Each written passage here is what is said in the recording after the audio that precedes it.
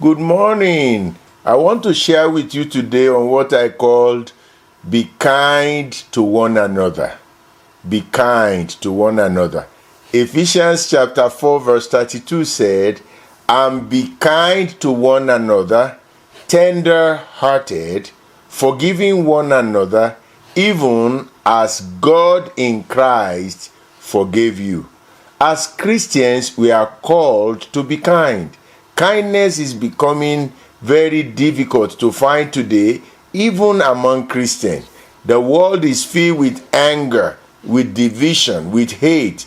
The Lord is calling all of us back to the basics of love, mercy, and kindness. Being kind is not weakness, it is spiritual maturity. It's not just being nice. Anybody could be nice. It's being like Christ.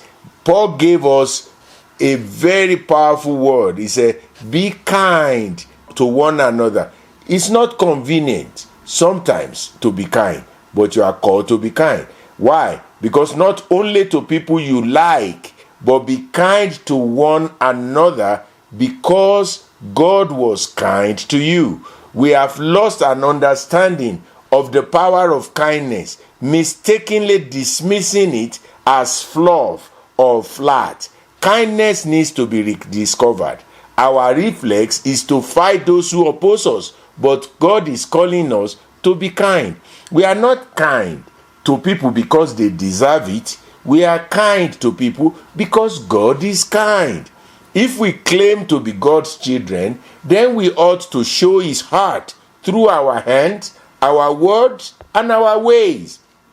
You can't claim God's grace and carry a bitter spirit. If He pick you up, you ought to lift somebody else up. You see, if He forgave you, you have to forgive one another. Look, one African proverb says, kindness is a language which the blind can see and the deaf can hear. Can I say it again?